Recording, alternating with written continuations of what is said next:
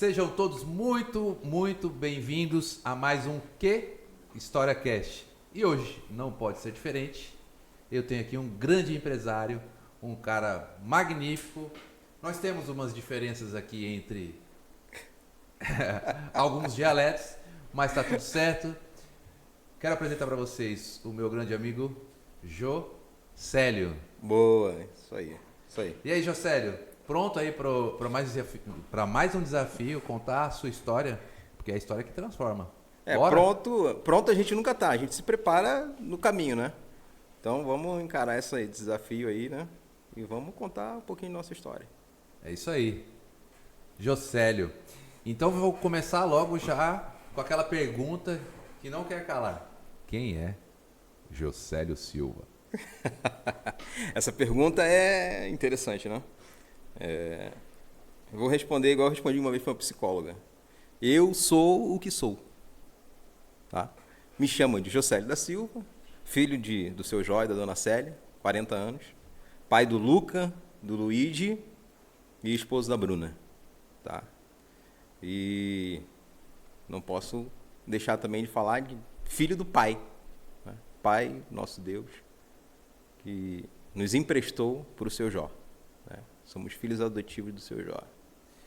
Muito top. Essa pergunta sempre é difícil. Eu acho que, quando fizer essa pergunta pra mim, eu acho que vou dar uma bugada. Porque se eu perguntar de novo, você vai responder totalmente diferente de novo, né?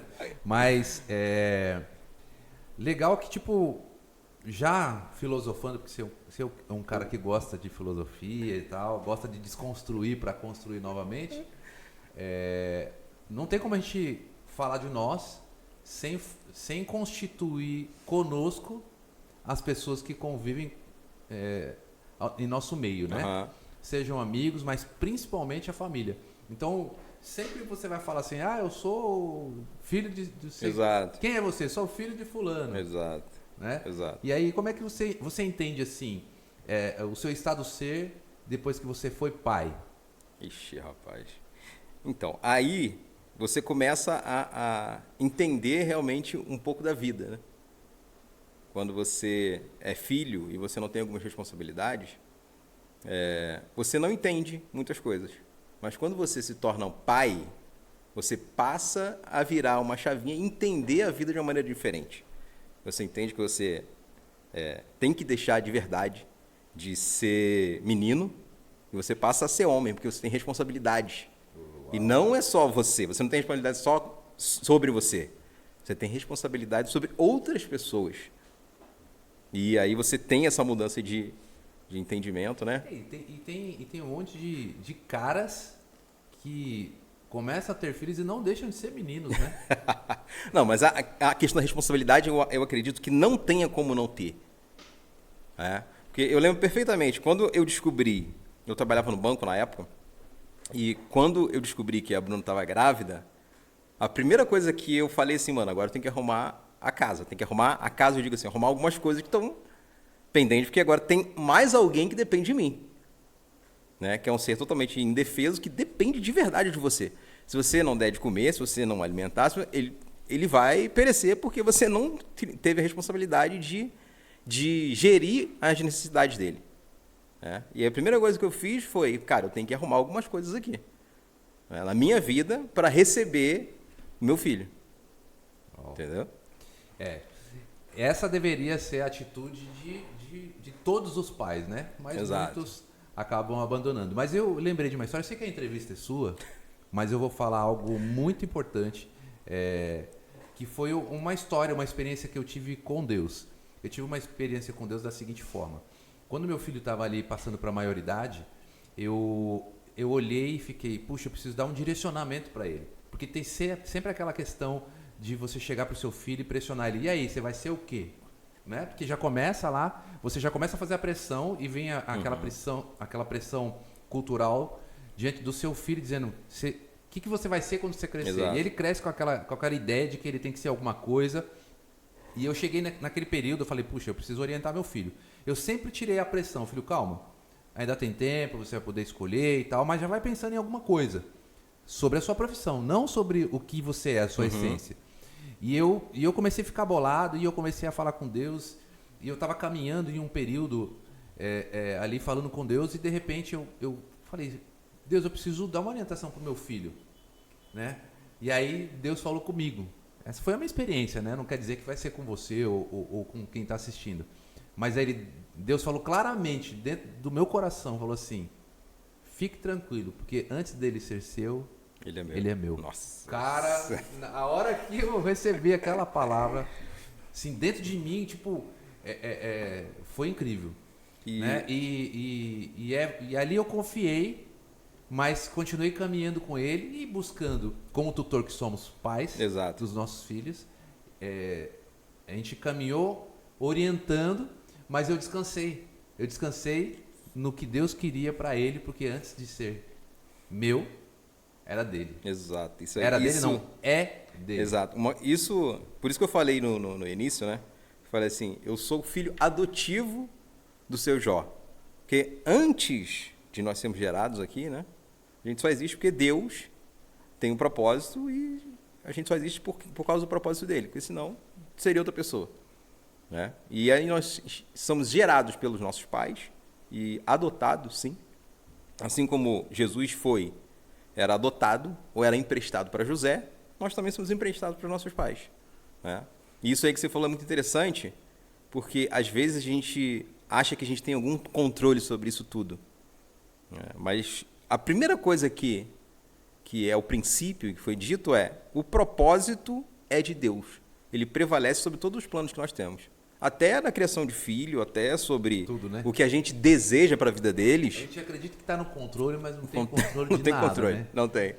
Olha, você sabe que o podcast, o nosso podcast, né? Nosso. Sim. Porque eu estou aqui apresentando, mas é nosso. Esse cara aqui tem muita responsabilidade. Não só ele, mas tem o Sérgio, tem o Flávio. São todos responsáveis as nossas esposas. As nossas esposas, né? Nós somos funcionários, né? Como elas dizem. Então nós estamos aqui no Que História Cast. O Que História Cast é um podcast. Exato. Com o intuito de ser diferente também, né? Se for para ser igual, não adianta. Eu quero falar algo especificamente do seu pai, do seu Jó. Porque já que você tocou no nome dele, Boa.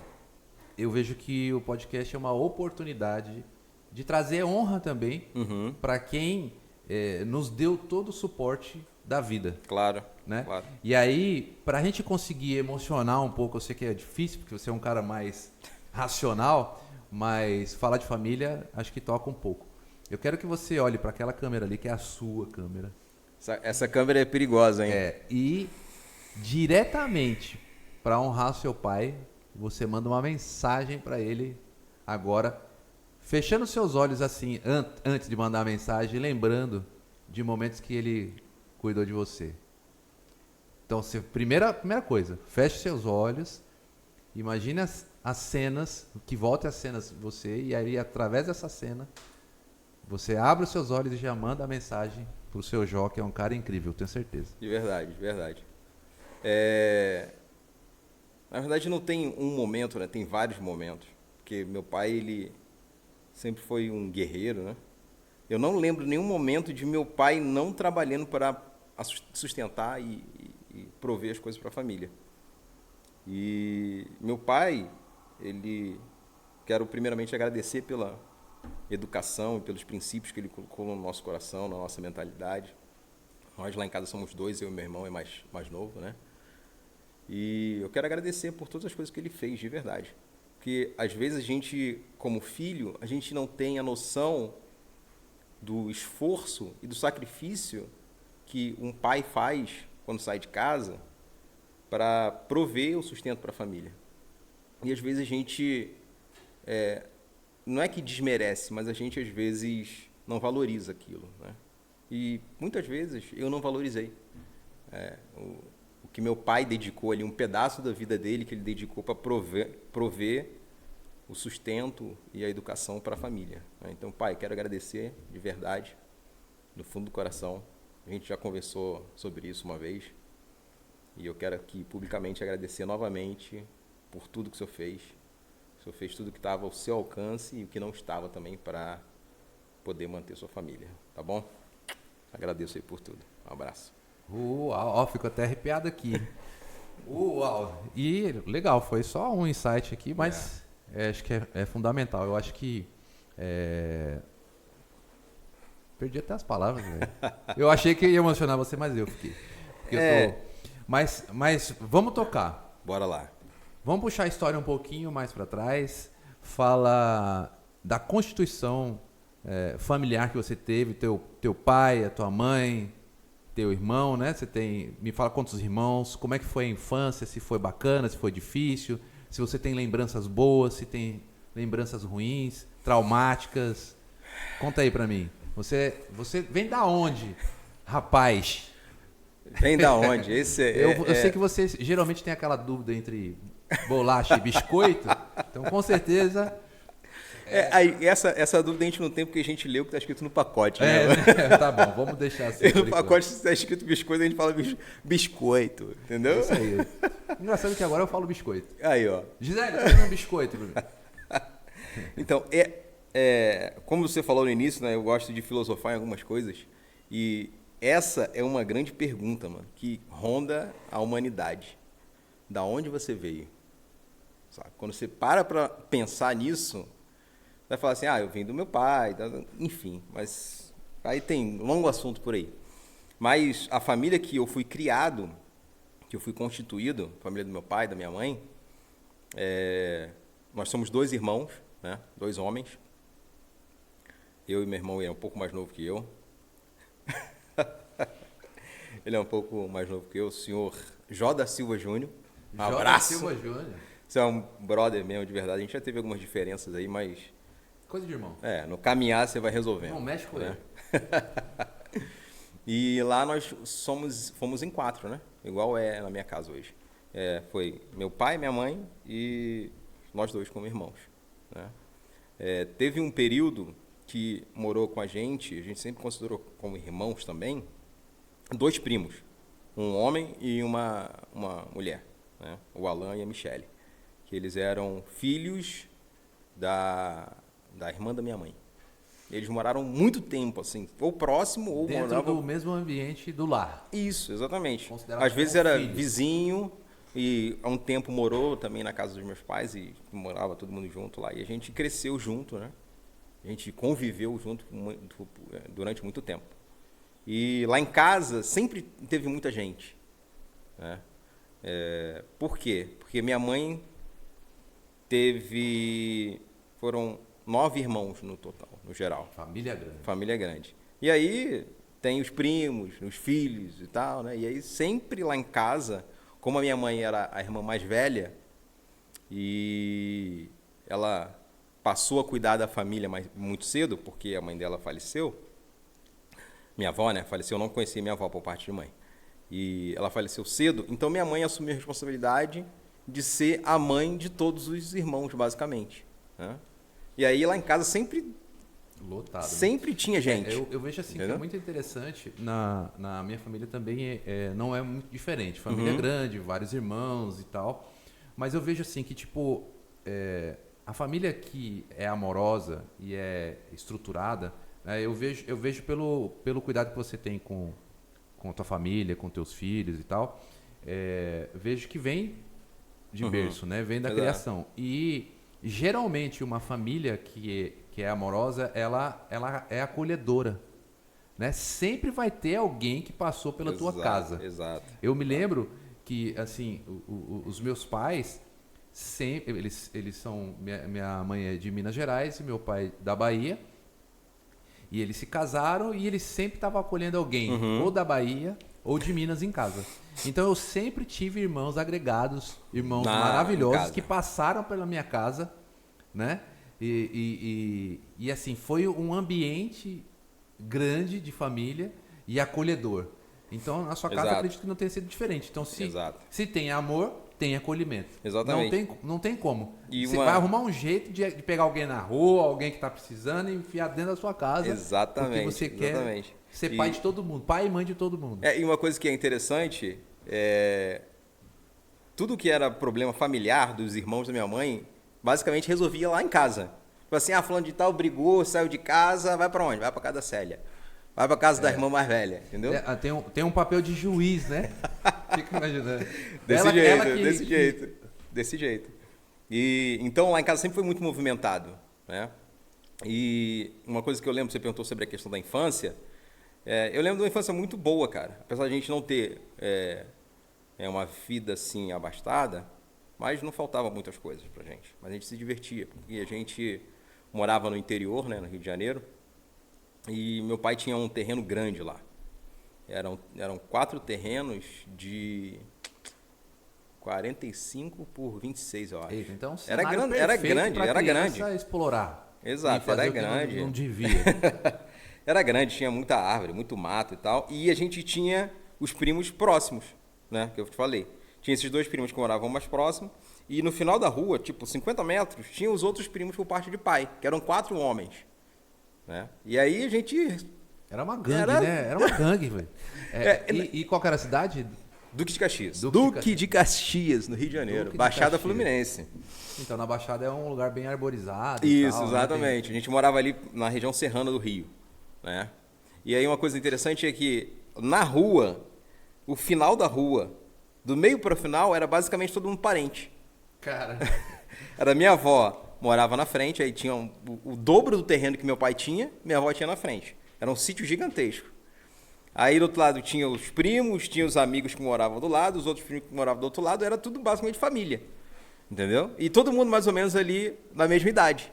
Então, cara, o que não faltava era bagunça, mano. Teve uma infância importante, né? Exato. Porque muitos não têm, né? Essa estrutura, né, de espaço, né? Então, exato. Os espaços em alguns lugares são limitados, mas quando você tem muito espaço, você tem uma exploração muito grande, né? Exato, e aí você pode aproveitar com família, primos e tal. Era uma tribo, praticamente. Eu falava que lá em casa também é uma tribo. Hoje, é verdade. Hoje lá o cacique é o meu pai, o seu Raimundo, né? Porque a gente gosta tanto de ficar junto que, tipo, quer morar todo mundo no mesmo lugar. Verdade. Né? Verdade. Então a infância foi desse bacana. jeito, né? Tipo, jogando bola na rua, descalço mesmo, e tomava banho no rio, porque passar um rio bem próximo, tomava banho no rio lá, ia na cachoeira. Então foi aquela infância bem solta que a gente teve, né? Você tem, assim, por trabalhar com você, eu sei que você tem uma visão empreendedora. Essa visão empreendedora que você tem hoje é fruto de muitos pensamentos da adolescência e infância. Depois que você passou dessa boa infância, como é que foi assim? Eu quero ser, eu quero fazer. Você teve exemplos de empreendedores no teu caminho? Porque eu sei que você trabalhou numa instituição bancária e tal. Me fala um pouco assim sobre esse seu desejo de empreender e se começou cedo ou não. Esse desejo de empreender, na verdade, eu lembro do exemplo dos meus pais, né? Então seus pais, de certa forma, empreendiam. Exato. Também. Eu lembro de um único trabalho que meu pai trabalhou de carteira assinada, só um. Nos quase 70 anos de idade que ele tem, eu só lembro de ele ter trabalhado de carteira assinada uma vez. Eu acho que durou 3 anos esse período que ele trabalhou de carteira assinada. De minha mãe também foi muito pouco, né? Então eles sempre empreenderam, mesmo que não seja em grande escala, mas eles sempre empreenderam. Então a gente tem esse exemplo de casa. Meu irmão hoje também não trabalha de carteira assinada, meu irmão. Então teve uma escola de Exato. empreendedores ali, visualizando que tipo tinha muita responsabilidade, exato, agregado a liberdade, né? Exato. Liberdade agregada à responsabilidade, né? Que essa é a vida do empreendedor. Exato. Você tem liberdade, mas chega a tal data, você tem que estar... E eu lembro dos meus pais, a gente trabalhava em família, né? Meu pai teve um bazar, meu pai teve fábrica de gesso, foram 2 fábricas de gesso que ele teve. Meu pai trabalhou com prata, com ouro, né? Então eu sempre lembro do meu pai empreendendo, não trabalhando em carteira assinada. Já é uma bela escola, né? Exatamente. Porque você parece que a criança não observa, mas você vivencia muitas coisas do empreendedorismo quando exato, seus pais empreendem. São comportamentos, né? A gente tira até esses dias a gente teve uma surpresa inusitada dos seus filhos, né? A gente estava palestrando aqui no nosso evento e aí eles falaram, não, a gente quer falar. Pô, isso aí, foi bem legal também. Um de 12 e outro de 10 quer falar no microfone. Não, então eles foram lá e se posicionaram como empresários. Exato. Né? Não era nem empreendedor, não. Eu tenho né, já visualizavam um negócio, aí o meu irmão faz a parte comercial, que era mais ou menos isso que você falou. Isso um aí. opera e outro executa, né? E isso é a questão do exemplo, né? Porque eles têm acompanhado essa nossa jornada no empreendedorismo, né? Tudo que a gente faz. Eles têm participado dos eventos que a gente faz aqui na quinta-feira. E ele tem visto o que a gente tem feito, né? Eles têm visto o resultado, têm visto que funciona. E eles têm tomado isso para eles também. E quando uma coisa que é importante é o meio que se convive ajuda na sua evolução, ajuda no seu desenvolvimento pessoal. Né? Então, é muito importante isso. E isso tem influenciado meus filhos. O ambiente, né?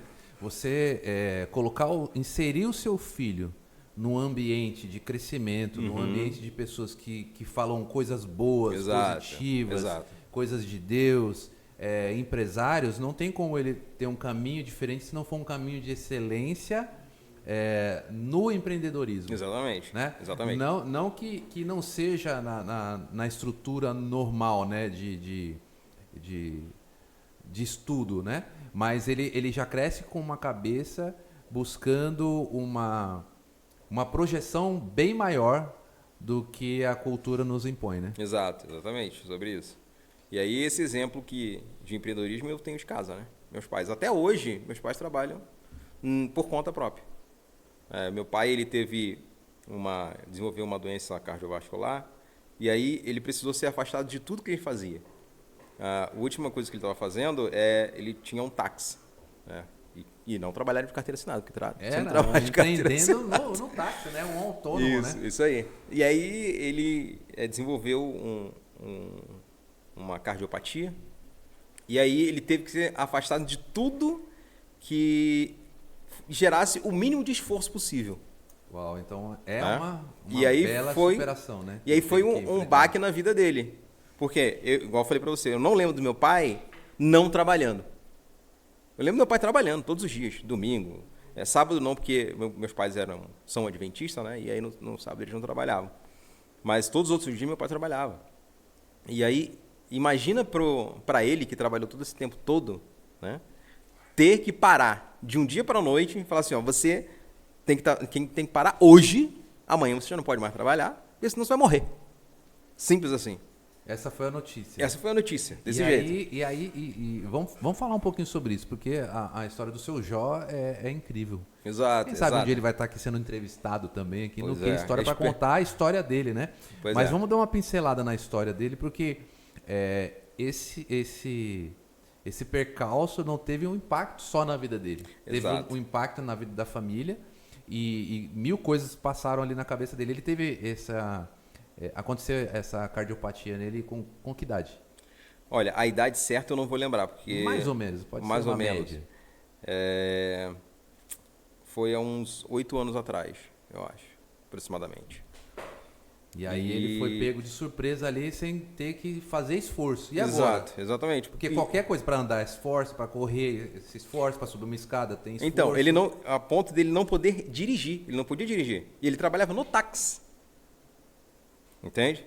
Pensa se a cabeça não deu. Exatamente. E aí a gente teve que tomar algumas medidas drásticas, né? Porque, querendo ou não, meu pai é um cara teimoso. Ele falou assim, não, eu vou trabalhar e tal. Não, isso aí... Entendeu? E aí a gente teve que esconder chave de carro. Um pessoal assim entendeu? Também. Esconder chave do carro. Não pode sair, tem que ficar deitado, tem que ficar não sei o quê. E até ele ter realmente a consciência da real situação que ele estava vivendo. Ele tinha que mudar o comportamento dele baseado na nova situação. Exato. E isso trouxe para ele ele chegou a desenvolver um pouco de depressão por conta disso. Ué, qualquer um, né? Porque imagina ele falar assim, nós, né? Você não pode caminhar, sei lá, 100 metros. Você não pode, porque é esforço. E o coração dele não estava dando... não correspondia às necessidades do corpo, né? Se eu não estou enganado, o coração dele ficou comprometido e ficou com funcionamento de aproximadamente 35% da capacidade cardíaca. 35%. 35%. De 100, 35%. 35%. A ponto de até algumas emoções afetarem o funcionamento do corpo no geral, né? E aí, como é que foi a absorção da notícia em casa? Aí todo mundo ficou preocupado com cuidados com ele Exato, e tal. E aí ele se reinventou, né? Que você falou que ele encontrou um caminho Exatamente. de luz ali, dado com certeza por Deus, para revolucionar a vida dele ali. Exato. Essa cardiopatia, eles demoraram bastante para descobrir o que era, né? Para definir o que era ali. Então, eles tiraram tudo que meu pai fazia de atividade, restringiram a alimentação, restringiram andar, né, e tal. E meu pai chegou a utilizar balão de oxigênio em casa para poder suprir compensar as crises de estresse, que ele tinha. Uhum. E aí ele basicamente ficava sentado no sofá assistindo televisão e desenvolveu ali, igual eu falei para vocês, uma depressão por um período por conta disso.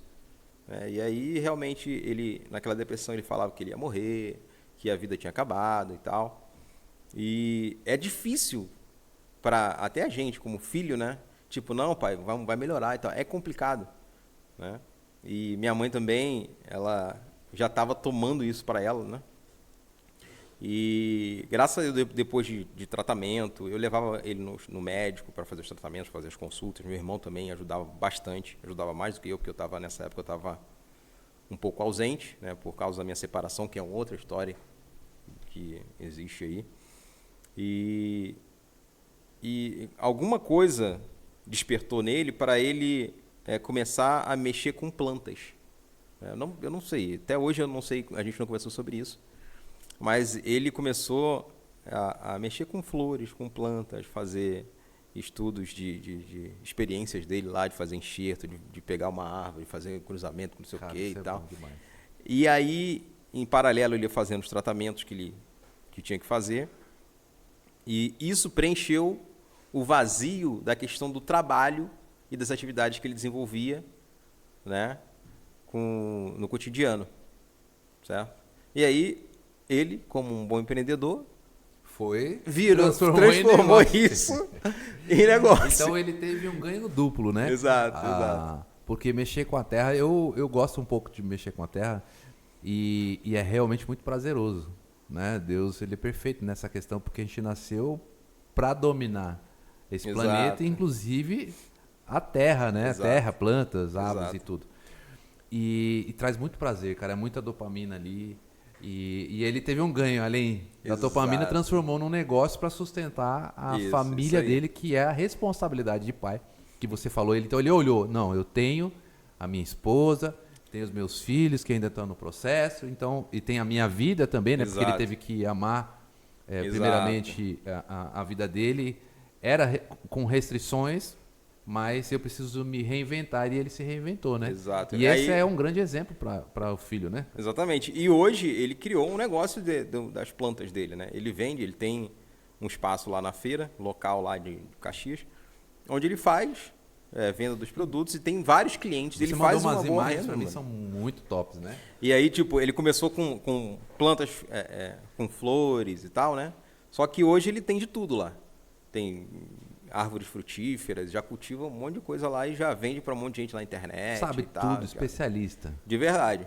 Sabe muita coisa mesmo. Que top. E a mãe tá junto? Minha mãe tá junto. Minha mãe ali sempre foi parceira do meu pai, né?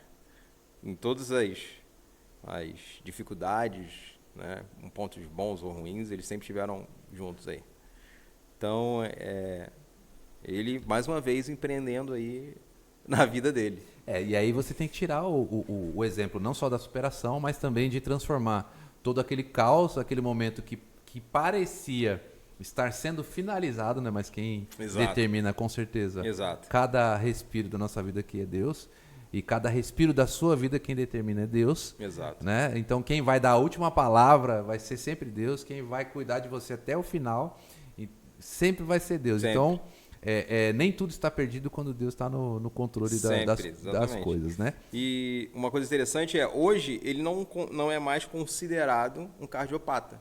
Então ele teve uma recuperação. Teve uma recuperação. Do funcionamento do coração. Exatamente. E tem hoje, percentual? Aumentou o percentual? Aumentou. Hoje em dia já passou de 55%. O que os médicos acham assim fantástico, né? Porque na idade que ele tem, meu pai hoje está com 68, eu acho. 68. 68 anos, é. Ó, se ele estiver errando aí, seu Jó, perdoa ele porque ele tá sob pressão aqui de uma entrevista. 68 anos. E aí ele já recuperou, né? O coração dele, graças a Deus, já não é mais um quadro de cardiopatia, né? E aí, graças a todas essas atividades que ele desenvolveu e o tratamento médico que ele tem feito. Top, que história incrível. Um abraço pro seu Jó. E o nome da mãe é? Célia. A dona Célia, né? Jó, Célia, aí saiu nasceu Jô, Célio. Criatividade. Boa, ótimo. Não, perfeito, perfeito. E geneticamente é o que você é, meu querido. E aí, é isso aí. O nome do meu irmão é Jó da Silva Júnior. Jó da Silva Júnior Célio. Isso aí. E bacana. Você falou também, você comentou sobre uma questão que você geralmente esconde, né, cara? Não, você podia dar um... Eu não escondo. Você tem algo aí que você esconde. Você podia dar um... Eu não escondo, ninguém pergunta. Aí eu não falo. Tá, então vamos falar da sua vida musical, porque não tem como falar com você, porque todo mundo fala, não, o Jocélio canta. Quer dar uma palhinha? Não, palhinha? Palhinha não. Dá uma distanciada pra você não deixar o nosso amigo aqui tem lá surdo. Tem um vídeo lá no YouTube que você pode depois recortar aqui, colocar no corte lá. Olha só, não quer cantar, né, velho? Mas tá bom, deixa você. Chegar uma hora aí que vai dar certo. Me fala um pouco aí dessa trajetória com a música que você tem. Você é um cantor, qual é o tipo de voz que você tem? Né? Então, como é que começou essa sua trajetória com a música? Trajetória musical, né? Igual eu falei pra você, meus pais, eles são de uma denominação, eles são adventistas. E eu nasci, eles já eram. Você nasceu num berço cristão, evangélico, exato. Adventista. Adventista. E eles, ali é muito envolvido com música, né? Na igreja. Totalmente, E né? meus pais, eles cuidavam do Ministério de Crianças lá na igreja de Imbarê, né, onde a gente congregava, e eles tinham um coral lá. Só que antes disso, eu já tinha desenvolvido algumas coisas com música. Minha mãe colocou... eu fiz aula de piano durante uns 3 anos, né, quando era bem pequeno. Se você me perguntar para tocar alguma coisa hoje... Mas pelo menos ajudou a afinar a voz, né, cara? Pois é. O piano vai educando, né? E eu lembro que depois quando eu tinha aproximadamente 14 anos, eu fui convidado para cantar em um grupo misto, né, de vozes mistas, homens e mulheres, na igreja central da Adventista. Deixa eu só botar um parênteses aqui, porque tem algumas ramificações diferentes. Era Adventista do Sétimo Dia Movimento de Reforma. Tá? Porque tem só Adventista do Sétimo Dia, tem Adventista da Promessa, e são ramificações um pouquinho diferentes. E eu fui convidado para cantar num grupo misto na igreja central da Reforma, que é lá em Cascadura. 14 anos. 14 anos, isso. E dali para frente, até eu sair da igreja, né, eu sempre fui envolvido com música, Ministério de Música, cantava nos quartetos, solo. E aí a gente só desenvolveu, né? Foi só desenvolvendo um pouco do dom que a gente tinha para empregar aí no Ministério da Música. E é ali que você desenvolvia ali o tostão da sua voz ali, usava os graves. É engraçado. E a sua voz é considerada o quê? Então, médio, tenor, o que é? Baixo? Então, ou a extensão vai da ponta a ponta? Como é que é? A gente existem algumas divisões na música de vozes femininas e masculinas, né? As vozes masculinas são divididas em 4, que é primeiro tenor, segundo tenor, barítono e baixo. E as vozes femininas são soprano, mezzo e contralto, né? Então, nas vozes masculinas, óbvio, né, eu cheguei a cantar todas. Falei? E tá escondendo o jogo, eu cheguei a velho? cantar todas. Eu lembro que um detalhe interessante, que quando eu fui convidado para cantar nesse grupo, já era um grupo com o pessoal de uma idade um pouco maior do que a minha, né? E com 14 anos eu estava passando pelaquela fase de mudança de voz. E às vezes... Tava no meio termo. Tava no meio termo. Uma freada ali. Exato. Dava umas escorregadas. Exato. E aí foi engraçado porque um amigo meu, Silas Ribeiro, foi ele que me convidou para cantar nesse grupo, que era um grupo que ele era diretor e fundador.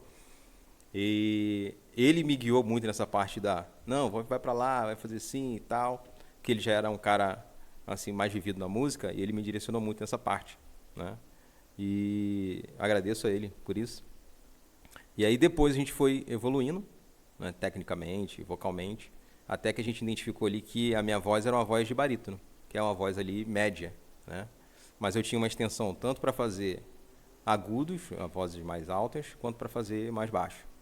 Né? Então, por isso que eu falei, eu cantei literalmente todas as vozes. Todas as vozes. E nos grupos que eu participei. Né? Quem quiser ver, tem que ir lá no YouTube, porque aqui tá difícil de tirar uma palhinha. Nessa trajetória de música, a gente chegou a fazer algum material gravado. Né? Foram 5 CDs, se não estou enganado. Não só meu, né? Mas CDs dos grupos que eu cantei. E lá tem muitas participações solo minha. Músicas, bacana. Títulos de CD, foram solos meus. E eu só saí do meio da música na igreja quando eu saí da igreja. Né? Que aí foi com a questão que eu te falei, que é do meu divórcio. Né? Foi um processo complicado e acabou ali finalizando aquele processo naquele período. Exato. Mas a gente aprendeu o que tinha que aprender. Acredito que o propósito... Muitos valores, né? Acredito que o propósito de Deus foi cumprido. Ali você conheceu a Cristo. Isso, exatamente. E você conheceu também a tua esposa na mesma comunidade. Na mesma comunidade. Então, não vamos falar do divórcio, mas vamos falar de quando você encontrou com a nossa... Eita, nós. Com a sócia da empresa. Agora... Com a sócia da empresa. Porque, para vocês que não sabem, o que é HistóriaCast não tem nada combinado. Qual é a pauta? Não tem pauta. Não tem pauta. A pauta é a história da pessoa. E aí, eu entendo que a pessoa não vai falar sobre o assunto que eu estou perguntando quando ela começa a dar uma... Mas aí eu já entendi. Não, mas você está livre para falar sobre o que você quiser. Eu não cortei nenhum assunto aqui. Ainda não. Mas vamos falar, quando você olhou para a Bruna, com certeza que ela é mais ajeitadinha que você, né? Aí você falou, nossa, como é que eu vou conquistar aquela moça, né? Mano. E aí, como é que foi? Então, aí é complicado, né? Eu conheço a Bruna há muito tempo, desde criança mesmo. Vocês cresceram na mesma comunidade? Na mesma comunidade. Por exemplo, eu fiquei muito tempo na igreja de Barie, foi onde eu nasci, né? Onde meu pai frequentava. Depois, a maior parte da minha vida, eu passei na igreja central, que é a igreja de Cascadura. E a Bruna, ela assistia em outra igreja, que era a igreja de Caxias mesmo, central, de Caxias. E como eu era envolvido com música, a gente basicamente rodava todas as igrejas da associação. Né? E aí, querendo ou não, as pessoas valorizam, por algum motivo, aquelas pessoas que estão envolvidas, estão sempre à frente ali. Então eu conhecia bastante gente, tinha bastante influência. E a gente jovem, né? Você sabe como é que é, né? Enfim. Então você já era famoso. Você já era famoso. Resumindo, ele já era famoso, né? A gente... E aí o branding já estava feito. A gente tinha aí uma... A gente não era feio, né? A gente também não é feio. Então, mano, com 17, 18 anos, pô, ia pra academia e tal, né? Mas teve... Não, bacana. Aí vocês se encontraram e tal, começaram a namorar. Mas ainda demorou pra casar, né? Antes de namorar a Bruna, eu namorei outras meninas. Por isso que eu falei que não foi assim... Assim, é normal, né, cara? Até porque você... Adolescentes, né? Sim. Adolescentes dentro de uma comunidade, fica... Eu imagino, né? Eu comecei também na minha adolescência em comunidade também, igreja, né? Uhum. E aí você não sabe qual das que você tá olhando que vai ser a sua esposa, né? Porque você tá ali. Tá ali, né? Tá ali, não sabe. Então, naturalmente, aconteceu aí algumas coisas.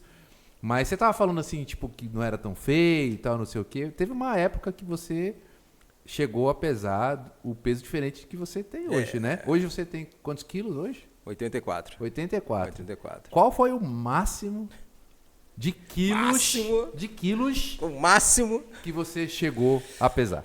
Fala isso eu lembro porque eu subi na balança e vi, né? Foram 135. Mentira. 135. Não, eu só acredito que você me mostrou uma foto e você tava, né, bem gigantão e tal. Mas exato. Aí, mas qual foi? Você era jovem, fazia academia e de repente você... Então, quando essa minha trajetória, quando eu morei muito tempo lá e eu frequentava a igreja central, como eu ficava longe da onde eu morava, né? Final de semana eu me mudava para casa de alguns amigos dos meus pais que frequentavam essa igreja, na igreja central, que era mais fácil, né? E lá era próximo da praia, então a gente estava sempre ali pegando onda, sempre envolvido ali nas atividades de praia como garoto. Então a gente desenvolveu um físico legal, né? E eu engordei muito depois que eu casei.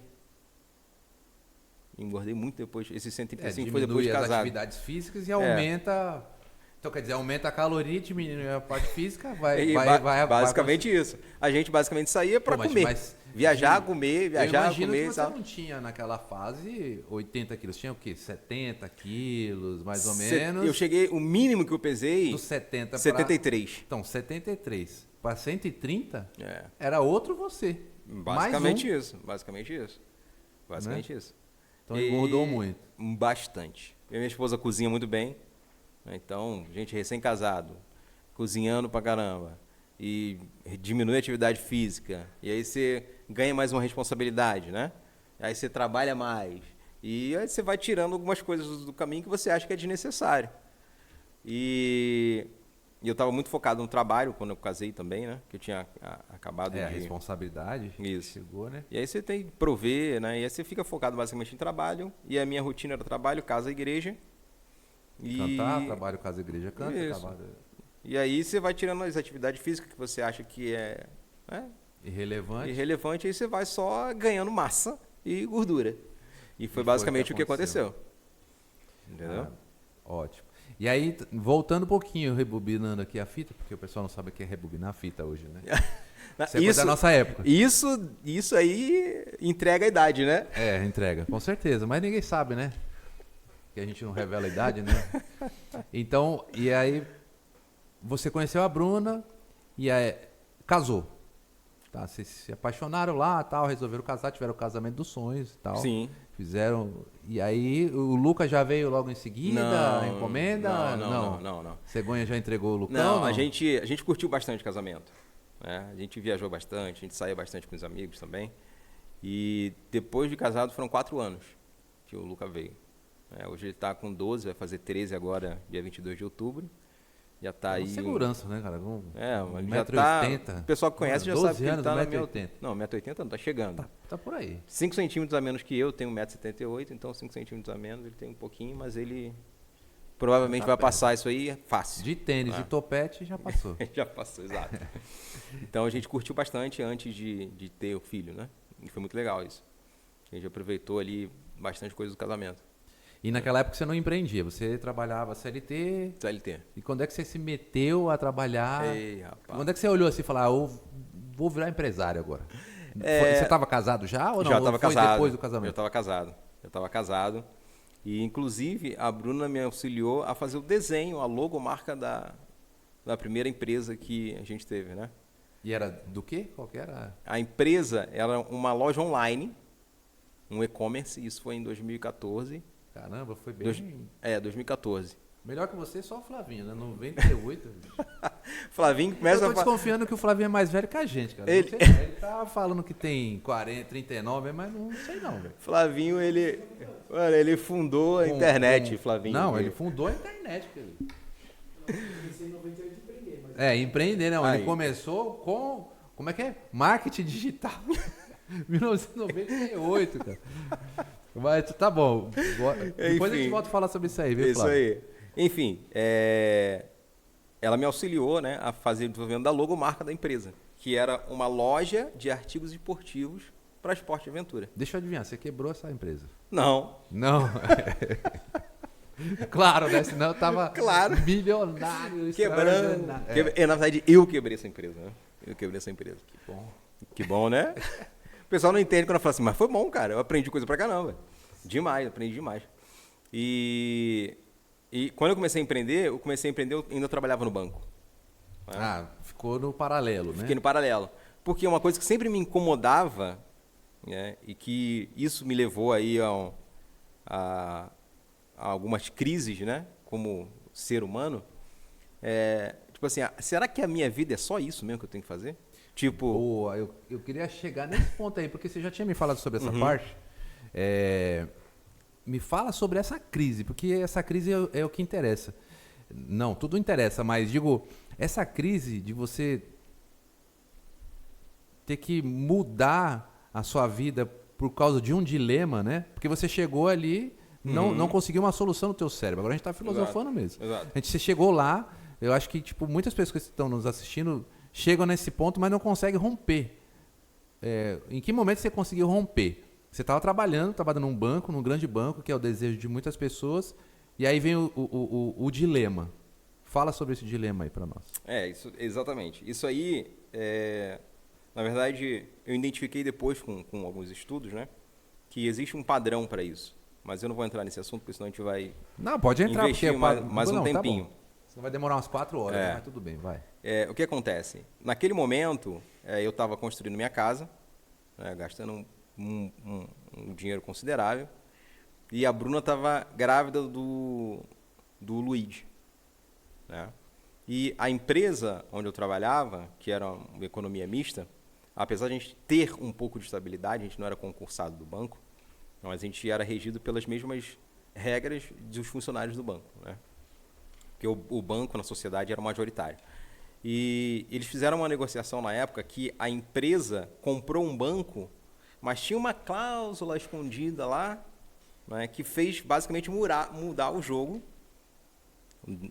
no negócio em si, na empresa em si, que teve que trazer um outro sócio da empresa que era, não dessa empresa onde eu trabalhava, do banco que eles tinham comprado, que era a Mafre. E aí, basicamente, a gente desfez uma parceria com a Sul América e fez essa parceria com a Mafre. Só que a Mafre era uma empresa muito forte. Aqui no Brasil ainda é. E o banco que você trabalhava era o BB, né? Banco do Brasil, Banco do Brasil. E aí a gente ficou muito naquela de, vai reestruturar toda a empresa. E vai mandar um monte de gente embora. Vai mandar um monte de gente embora. Vai reestruturar todo mundo, porque a Mafre já é gigantesca, tem uma infraestrutura grande aqui no Brasil, em São Paulo. Rádio Peão. Não, pior que não, cara. Eles fizeram reunião com a gente. Não era Rádio Peão, era não reunião era. mesmo. Reunião mesmo. Reunião de diretoria, todo mundo. Tava.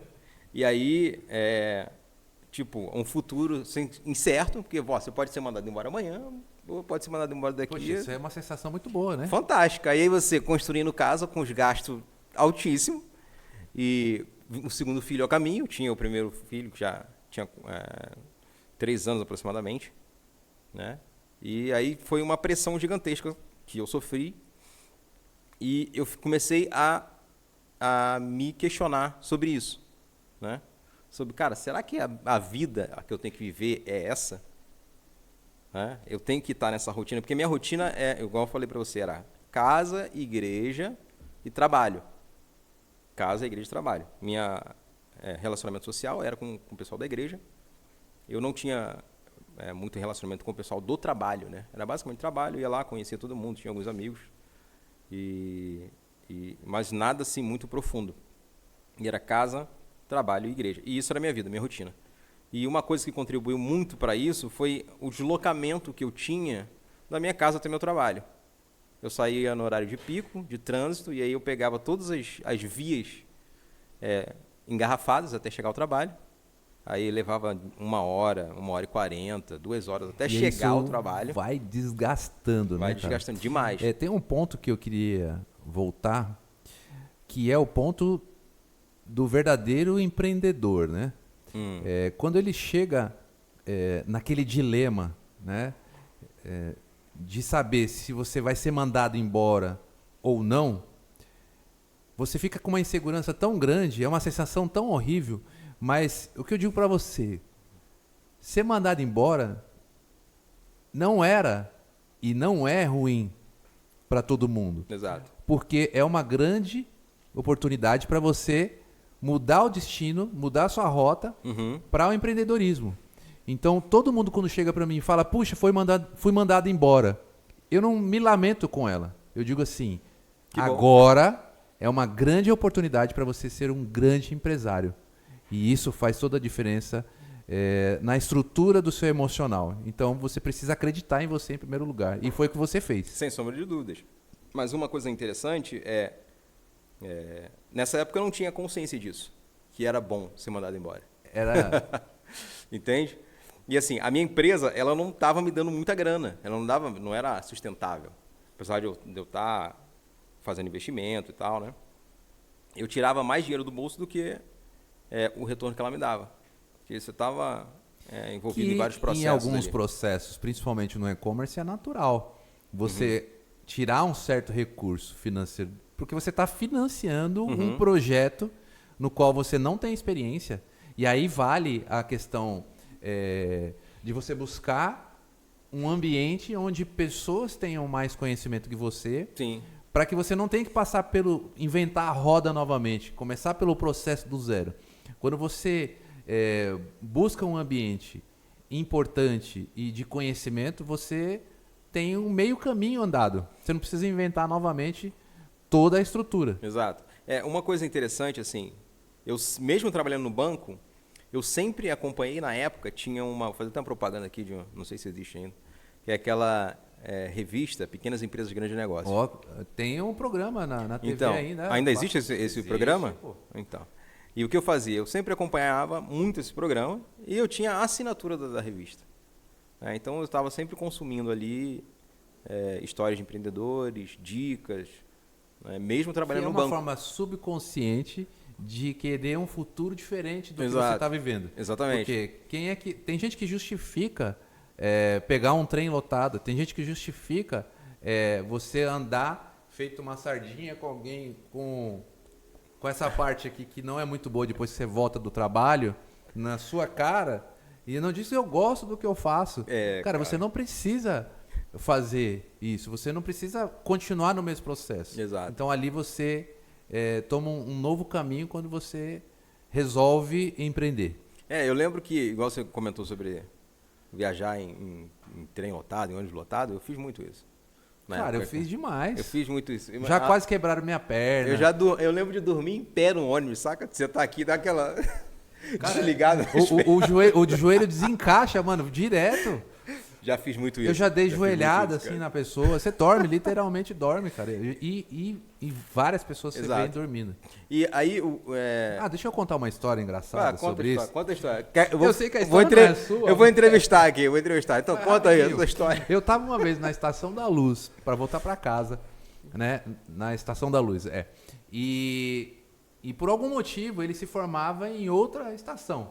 Então quando ele chegava na Estação da Luz já estava lotado. E por alguma reforma em alguma estação, ele começou a formar ali na Estação da Luz. E quando chegava ali, era uma quantidade de pessoas tão absurda que todo mundo ficava já na posição para entrar no trem e sentar. E aí vai acumulando e é um perigo danado, porque o trem vai chegando, né? E aí ali todo mundo fica na porta e quando entra, você não entra, você é lançado. Exatamente. Né? E eu geralmente deixava o pessoal, mas tinha um dia que eu tava cansado, eu falei, hoje eu vou sentar. Ixi. E eu pensei assim, hoje eu vou sentar. Aí tranquilo. Aí eu me preparei, tirei o relógio. Vai para a guerra. A minha carteira que fica geralmente no bolso de trás. Não, pus no bolso da frente. Né? Porque nesse momento você pode tomar uma carteirada ali, né? Perder a carteira ali. Bater na tua carteira. E aí beleza, fiquei ali, a mochila aqui na frente e tal. E aí veio. Na hora que parou, fez... Foi lançado. Tinha gente que caía no chão. Cara, era gente passando por cima de todo mundo. Resumindo, não consegui sentar. Imaginei. E aí, beleza. Não sei o que aconteceu. Quando eu olhei no meu braço, tinha um beijo. Um beijo de batom aqui, ó. Pei! Já era casado? Já. Mas apagou, né? Eu apaguei antes de chegar em casa. Porque como é que eu vou justificar? Não, foi entrar no trem. Mas foi isso mesmo. E aí, quando eu olhei no meu braço... A marca de batom, cara, mas eu não sei, eu acho que daquela buvuco foi tipo todo mundo fez, ó, ficou aquela marquinha certinha aqui, ó. Cara, é absurdo. Não, cara. E imagina, você muito louco justificar isso. dizendo que gosta disso, cara. Não, é muito louco como. Isso, porque o que eu, tipo, eu sempre fui inconformado com algumas coisas, né? Eu falei, cara, não é possível, mano, que tem que ser desse jeito, né? E aí, o que eu comecei a fazer? Eu comecei a estudar sobre empreendedorismo nesse tempo de deslocamento que eu tinha do ônibus. Aí, eu vou usar esse momento desconfortável para construir alguma coisa, uma ideia. Exato. Pelo menos uma ideia. Exatamente. E aí eu desenvolvi muitas coisas ali, né? Fiz planos de negócio, né?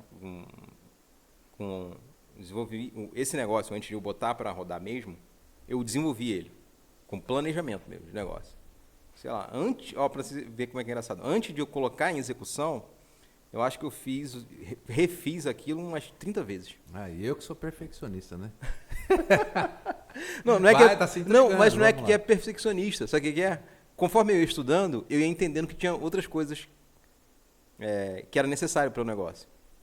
Né? E aí, Não, verdade, mas tá certo. e aí Você tem eu fui que desenvolvendo rever. até um ponto que eu falei assim, não, vou botar o negócio para rodar, porque senão se eu ficar só aprendendo, eu vou ficar só aprendendo e não coloco em prática. E aí eu coloquei em prática. Essa é a maior Entendeu? dificuldade de todo mundo, né?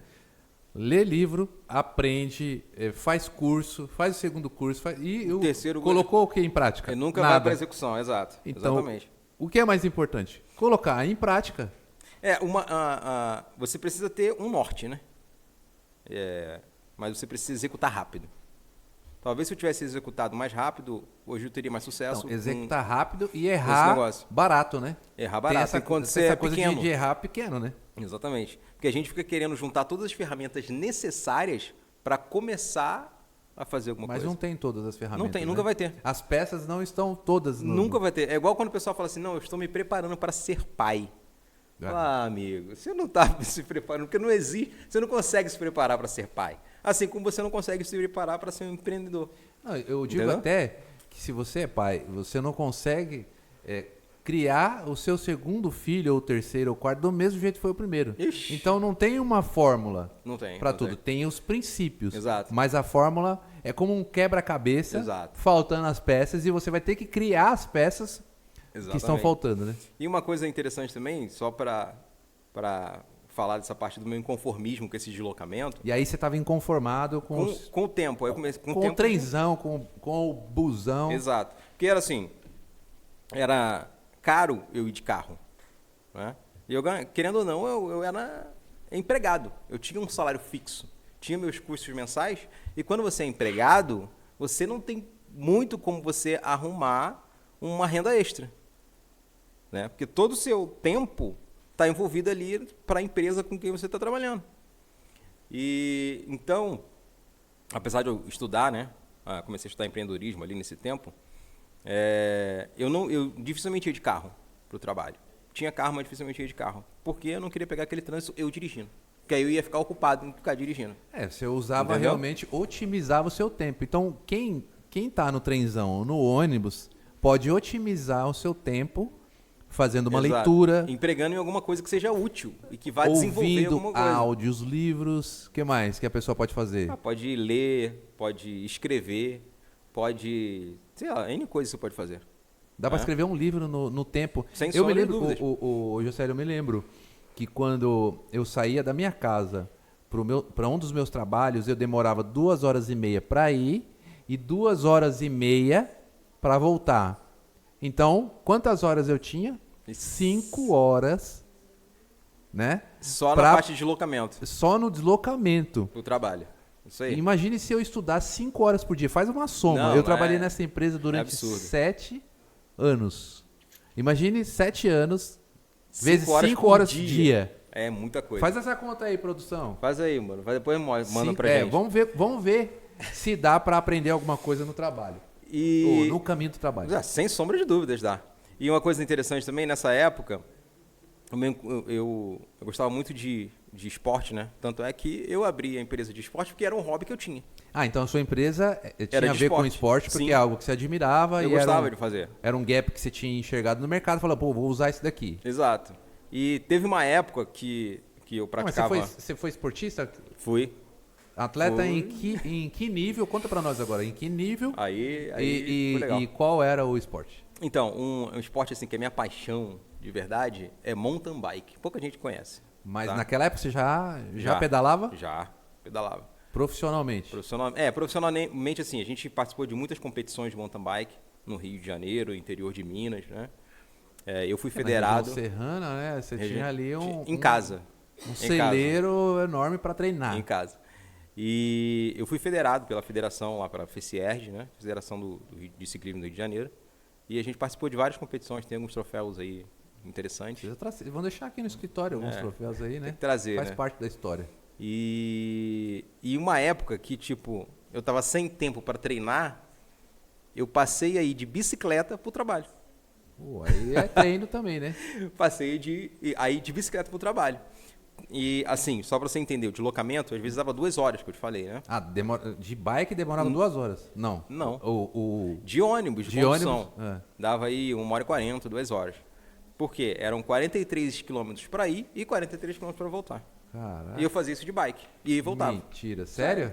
Não, pra ir até vai, mas pra voltar, Sim, depois de um trabalho... Não, mas aí, tipo, você tá na pegada... Era bike tinha motor, né? Tinha motor elétrico. Tinha né? 2 aqui, ó, 2 motores.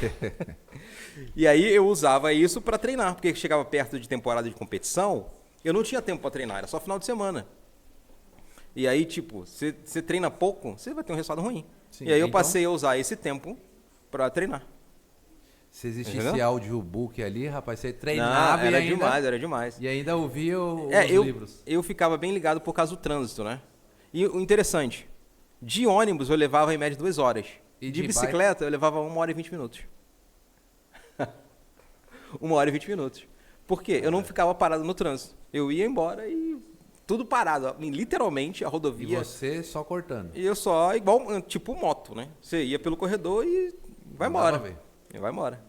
Legal. E aí você pegou um condicionamento, competiu. Sim, eu competi bastante. Teve Bastante. aí alguns troféus Vários, conquistados vários. e tal. Antes de seguir o assunto, 5 horas por dia durante 7 anos. É. 5 horas por dia durante 7 anos. Faz essa conta aí. Isso daqui deu 8.400 horas. 8.400 horas de estudo. Transforma isso em dias.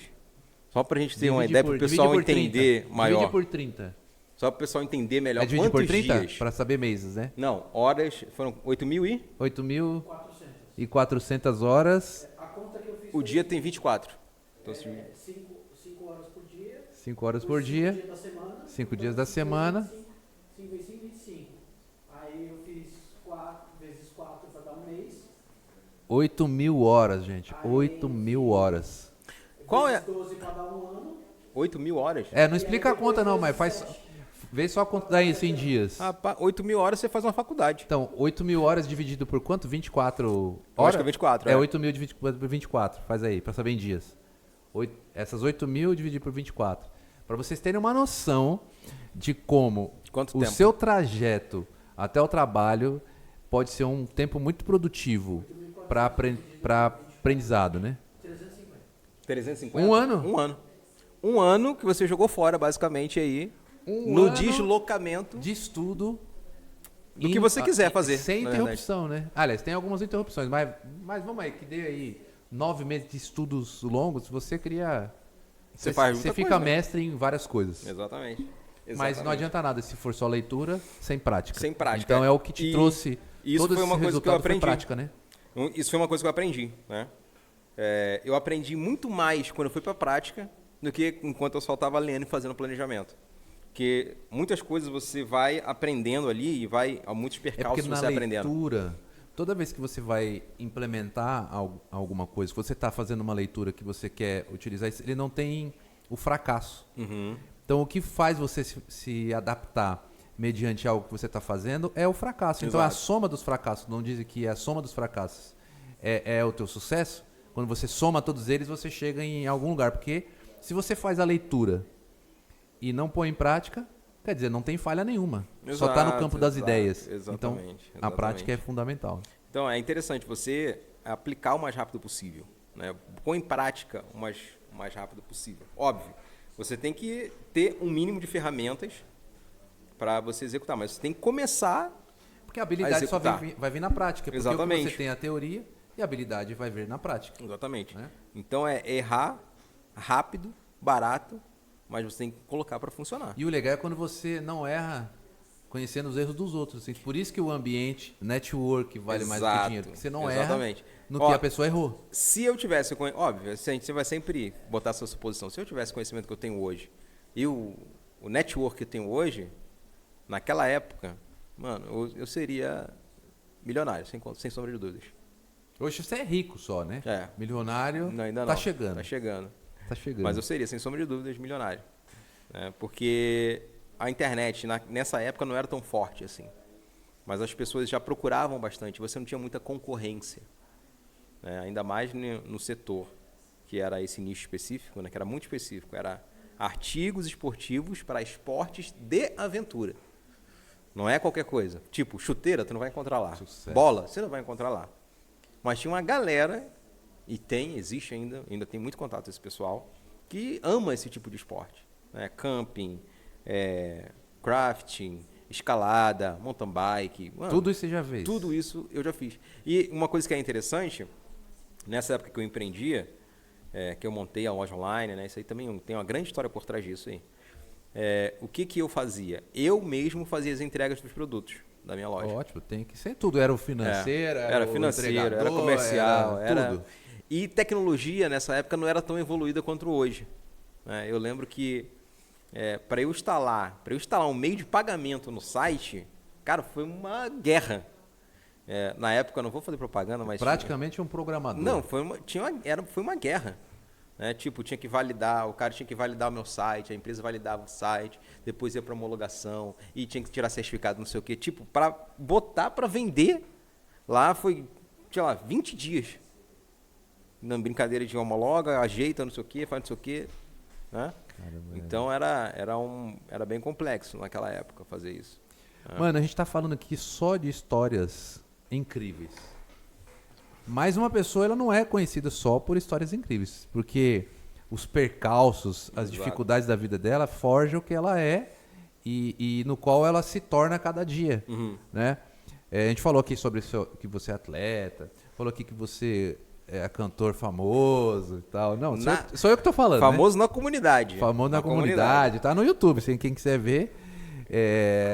Cara, um empreendedor e tal. Você é admirado pelos seus sócios, saiba disso. Obrigado. Aqui em público falando. Né? Às vezes não tem oportunidade, aqui é a oportunidade para falar isso aí. Agora, tem alguma parte da sua vida que foi realmente um momento muito complicado que transformou e mudou você num ser humano melhor? Qual foi esse momento? Se é que você pode tocar nesses Tem vários assuntos. momentos, né? Diga aí um primeiro momento. Uma coisa, por exemplo, que vocês falam, né? O Flavinho fala muito sobre isso. O José ele tem uma inteligência emocional muito forte. Dificilmente as coisas abalam ele. Sim, algumas sim. Né? Algumas coisas que me abalam bastante é quando é referente à minha família. E família que eu digo é minha esposa e meus filhos. Né? Que aí é outro assunto também que a gente vai aprender o que é família, o que não é. Meus pais hoje, nada contra pais, mas vocês são parentes hoje. Tá? A família é eu, minha esposa e meus filhos. E isso me abala ainda. Né? Porque aí as emoções dão uma atrapalhada. Mas há negócios, há relacionamentos fora familiar, dificilmente alguma coisa me abala, de verdade. E isso eu aprendi muito a questão do esporte. Né? Então o esporte porque te dá uma capacidade demais. de você ter um equilíbrio melhor mediante estresse emocionais. Sim, total. Porque, por exemplo, esses esportes que eu gostava de praticar são esportes individuais. Né? E eu fiz corrida de aventura, né, por um bom tempo. Eu fiz mountain bike, eu peguei muita onda quando era jovem, já passei muito perrengue de quase se afogar. Eu entendo, você passou por vários perigos. Isso. E aí, tipo, vamos chamar de risco de vida e de morte. E isso vai... você entende que, basicamente, os seus limites, né? O esporte individual, ele te proporciona muito isso. Porque os seus limites estão na sua mente. Cara?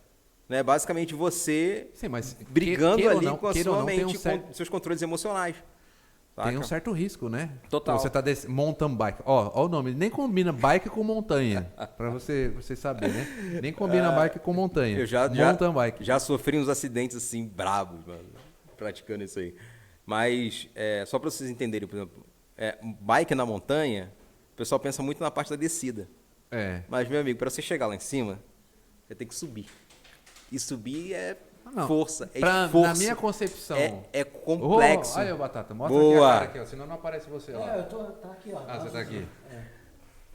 Esse, pra quem não sabe, é o Batata, ele vai ser um dos próximos entrevistados aqui. Boa. E vai extrair aí desse... Obrigado, irmão. Dessa hortaliça aqui, o tubérculo. Vocês são demais. Obrigado, Batata. Você, quem não serve, não serve. Esse é o nosso lema. E aí, muito dessa inteligência emocional que eu tenho hoje, da resistência emocional, dessa resiliência, vem da minha prática de esporte. Né? E eu sempre gostei de fazer as coisas Então sozinho. esse estresse forja aí o cara que você é hoje, Sim. né? É por isso que às vezes eu vejo vocês discutindo, você fica assim, mano, que Cara, é coisa isso? tão simples isso, cara. sei, Que é isso? Cara, eu quero ver você passar um perrengue de faltar comida, falta água, e você no meio do mato ter que se virar para você controlar sua mente, controlar seu corpo para não detonar toda a energia que tem, entendeu? Enfim, aí poucas coisas realmente me tiram da... Eu fico pensando, eu fiz uma vez um trabalho de mountain bike. Fez um trabalho? Não, um trabalho, né? Eu subi uma montanha, só que eu não conseguia subir com ela andando, eu tive que colocar ela nas costas. Não, meu amigo. Não é tipo assim, então, o trabalho do mountain Não, bike. isso aí é em último caso, extremo. Tipo, né? Tipo, assim, tá lama, tem muita lama. Querendo ou não, existem, vou falar um pouco questão técnica só para você entender. Existem vários tipos de gripe de pneu que você utiliza para o terreno que você vai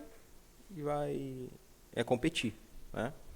Mas independente do terreno, se tiver muita lama, tiver muita água, tiver ruim, o pneu ele não traciona, mesmo com um cravo baixo ou um cravo alto.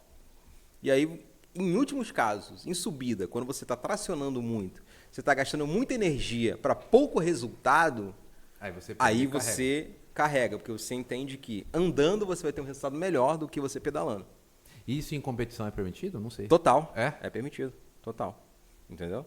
E aí, sim, em último caso, quando você passa a fazer esse cálculo, e isso é engraçado porque você desenvolve esse tipo de inteligência. Uhum. Assim, o que é melhor eu fazer agora? Continuar gastando energia e pedalando e tendo pouco resultado, ou você botar nas costas e... Enquanto todo mundo caminhando? tá derrapando lá, você saiu correndo com a bike Mano, nas você põe a costas. bike e vai embora. E aí você acaba aprendendo a gerenciar tudo isso, né? Isso é tudo muito rápido. Então, tudo isso é bem pensado, né?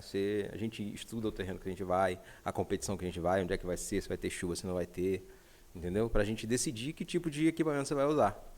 E, pasmem, tá? Não sei se todo mundo conhece sobre bicicleta, mas existem muitas bicicletas mais caras do que muitos carros. Tá? Só para você entender, por exemplo, um pneu de alta performance para uma bicicleta custa basicamente o mesmo valor de um pneu para um carro. R$600, R$500, R$800. É o pneu que você compra para botar numa bicicleta de alta performance. Entendeu? É um equipamento muito caro. Muito caro para você enfiar na lama. Não, são particularidades de um esporte, né? Literalmente, porque são ferramentas que vão fazer toda a diferença na performance que você está buscando, né? E aí tem o caro e barato, ele vai ser relativo porque eu não daria R$1.000 num pneu de bicicleta, mas um cara que gosta e ama o que faz, pagaria 5 mil num pneu. Exato, né? Então, exatamente. É o valor, não é o preço, é o valor que cada um dá àquela questão. E é né? muito louco porque, assim, nas competições, para quem não é altamente profissional e não está ali na nata dos atletas, né? Você tem premiações muito baixas, saca? E aí é uma reclamação do pessoal no geral, tá? Que às vezes você tem um equipamento altamente caro que é patrocinado por você e você participa de várias competições que o cara Vai na paga... bateria, o cara paga 5 mil no prêmio. 5? Se fosse 5 mil, tava bom, cara. O pessoal paga aí R$300, R$400 na premiação. Puxa, vitória, entendeu? R$300 e uma medalha que É uma custou... medalha top. Só para vocês terem referência, né? É um cara que é referência hoje no mountain bike mundial e nacional, que é o Henrique Avancini. Vocês podem procurar aí depois sobre esse cara. Eu competi com ele. Né? Ganhou ou perdeu? Não. Aí... se ele é referência mundial, ele ganhou. sem sombra de Mas você dúvida. ficou na bota. Não. É porque é diferente. Porque eu competi as competições aqui nacionais. Né? Nacionais, entre aspas, né? Ali regionais, Rio de Janeiro e algumas no interior de Minas, que é divisa, né? Aí a gente tinha um deslocamento rápido ali, a gente conseguia dedicar a essas competições. Mas o Avancini, ele fez uma temporada, ele morou um tempo nos Estados Unidos. Né? E aí ele fez a base dele toda fora. E aí depois ele veio aqui para o Brasil e alcançou alguns patrocínios e tal. E aí ele teve uma relevância muito grande, ele fez história no mountain bike mundial, porque ele existe... E é legal você para o pessoal que não sabe, existe uma competição, que é a maior de todas, que é a Copa do Mundo de Mountain Bike. O pessoal não sabe. mas é assim, é competição de altíssimo nível, onde só vão os melhores atletas de cada país, né? E o Avancini representou lá várias vezes, ganhou Que legal. algumas etapas aí, e ele revolucionou o esporte no Brasil, né? Mas é um esporte muito bom, eu particularmente curto muito. Top demais. A sua história fez a tua história ali com um cara que é referência mundial. Legal, né? Exatamente. Bacana. Participar de uma corrida com um Exato. cara que é referência é muito top, né? Isso aí. Mudando um pouquinho, assim, o rumo da nossa conversa, você é do Rio de Janeiro. Carioca. E hoje você está aqui, carioca, da Gema. Da Gema. E está aqui em São Paulo. Uhum. Agora fazendo um trabalho fantástico aqui na Que Publicidade, né? Para quem não sabe, na Alameda Rio Negro 503, esse cara aqui manda muito bem aqui nas palestras dele. A gente faz o que a gente precisa faz uma fazer. liçãozinha de casa aí e tal, conhece muito sobre lançamentos digitais, trabalhou em grandes lançamentos e tal. Mas nem sempre foi assim. Nem sempre. Me fala aí dessa transição de mudança de vida do Rio para cá. Você já tinha vindo para cá, né? Num período, morou um tempo aqui.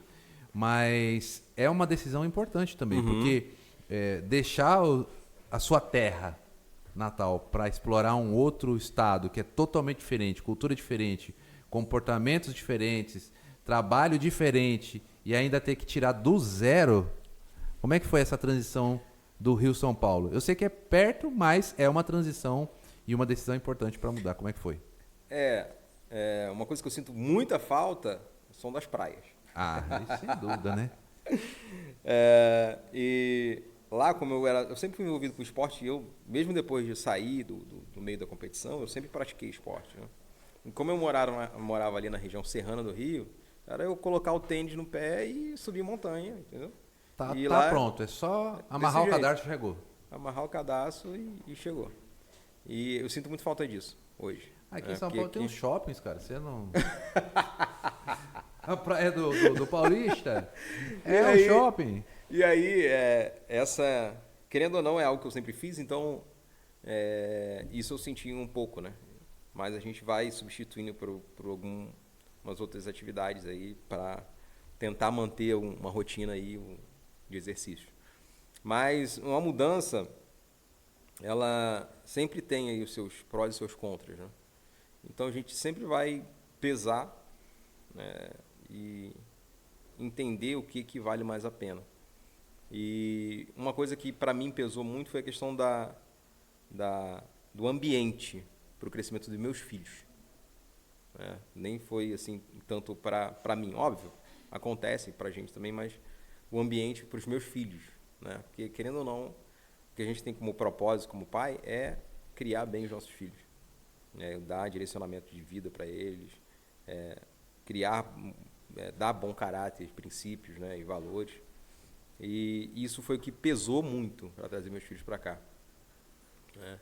Porque querendo ou não, onde a gente morava não era uma região assim nobre, mas tinha lá sua violência, né, como muita parte do Rio de Janeiro. E eu fiquei muito preocupado com isso, né? E foi a batida de martelo para decidir trazer todo mundo para cá, para São Paulo. E hoje a gente tem uma vida bem mais tranquila aqui do que a gente tinha lá. Mas é sempre um desafio. Mas se você não tem desafio, você não tem, às vezes, motivação para fazer algumas coisas que você precisa. E isso é o que tem norteado aí a nossa mudança para cá, que são os desafios que nós temos todos os dias. Como empreendedor, é isso. É desafio que você tem a cada minuto, a cada segundo, decisões que você tem que tomar a todo momento para que as coisas aconteçam, né? Então, esse foi algo que pesou na minha decisão em vir para aqui, para Alphaville. Vendo você falar assim com todo orgulho dos seus filhos, parabéns porque é uma expressão natural, papai real. Ama vocês, tá? Luiz e Luca, papai ama vocês. É uma expressão real, uma expressão natural.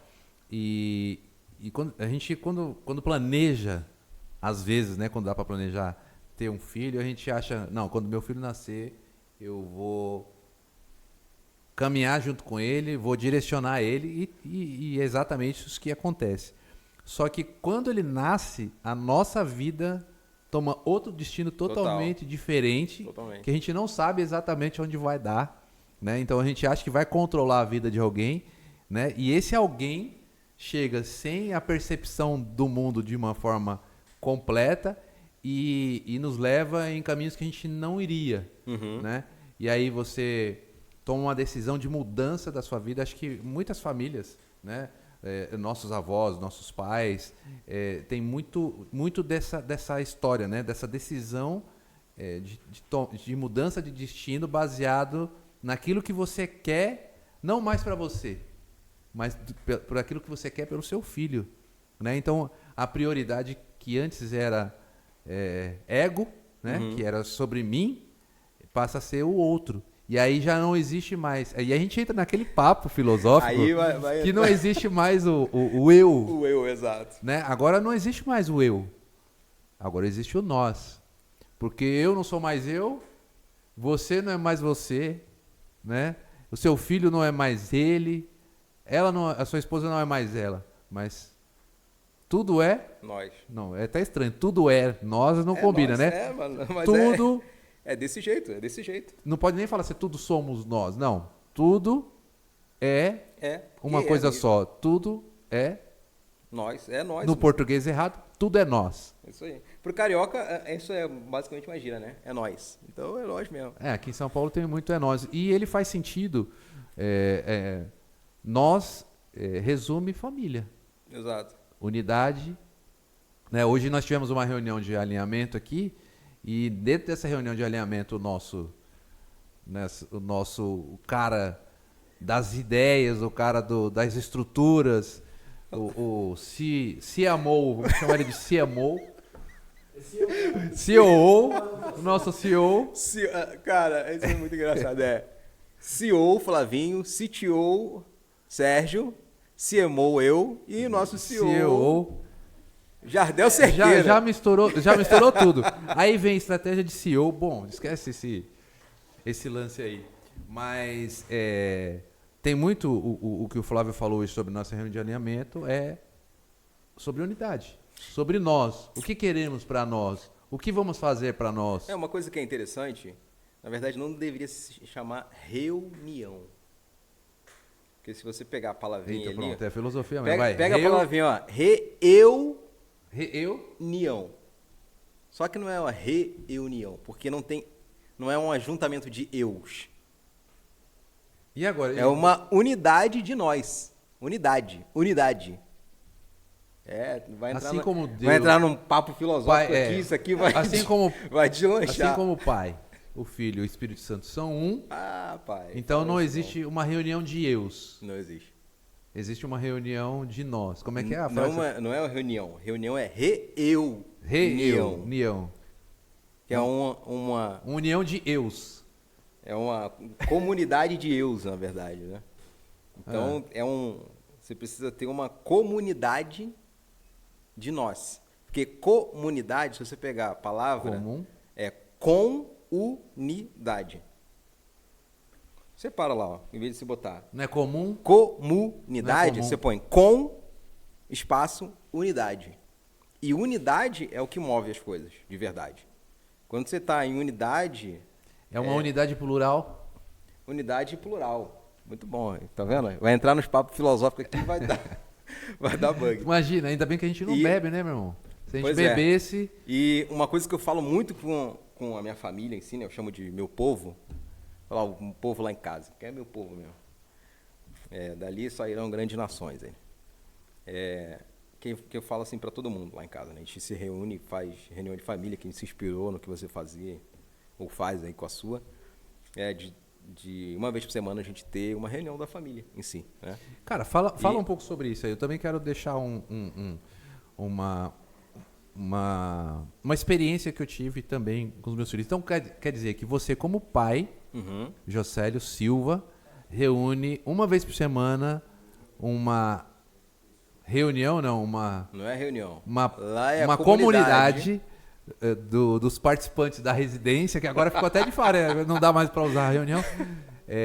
Você, sua esposa e seus filhos. Exato. E o que se discute ali, como é feito esse processo e qual é a importância desse processo? Geralmente o que a gente faz? a gente discute os assuntos da semana. O que está acontecendo na família, né?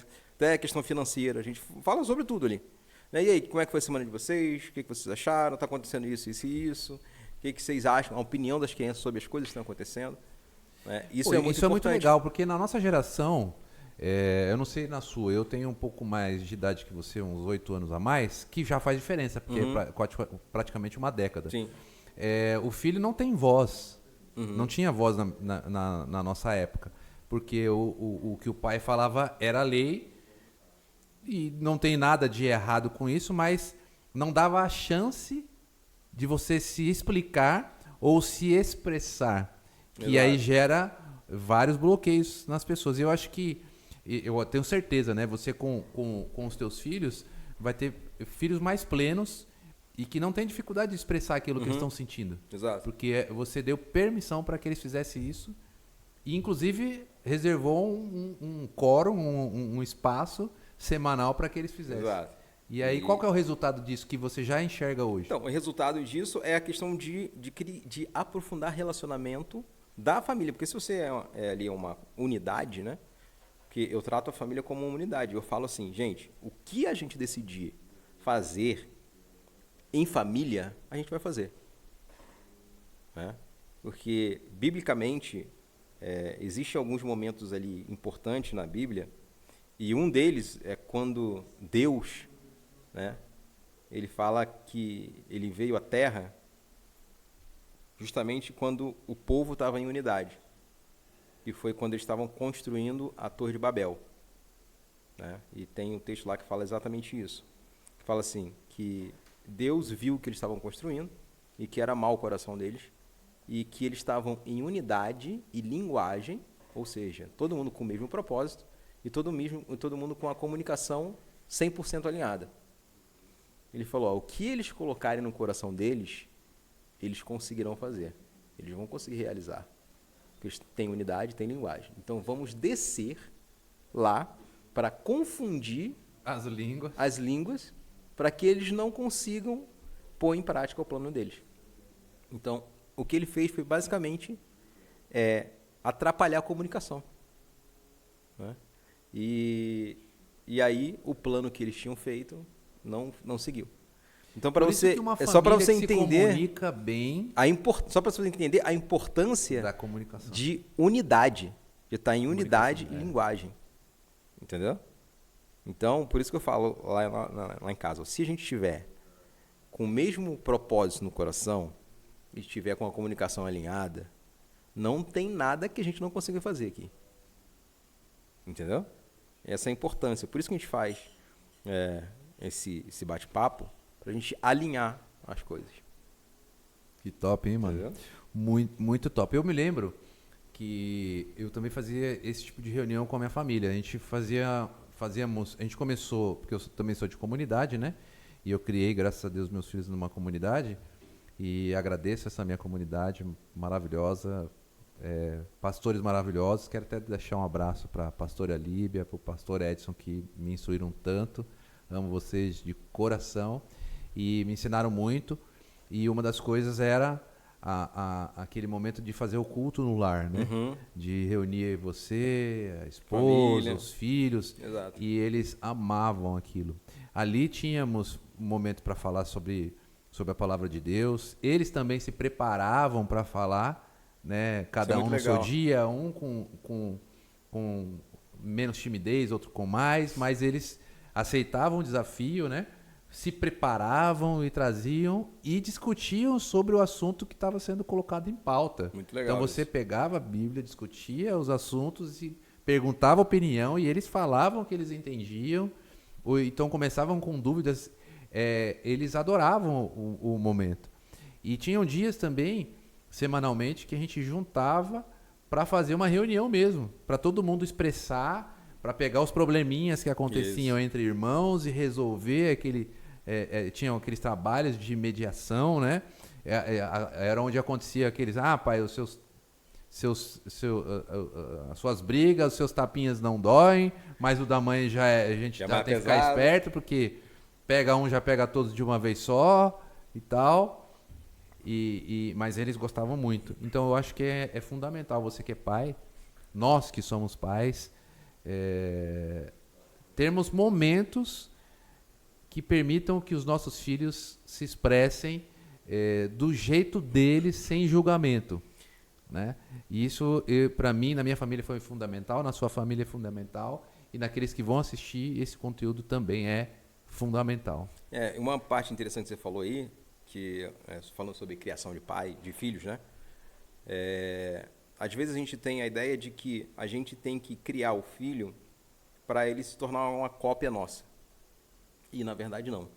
A gente tem que treinar ele com princípios e valores, mas para ele desenvolver o propósito dele. Porque cada um tem um propósito. Aí depois você vai estudar sobre propósito de Deus, enfim, pega a Bíblia lá que você vai entender. E cada um tem um propósito, né? E, às vezes, você querer projetar no seu filho algo que você quis realizar na sua vida, vai tirar ele do propósito. Certo?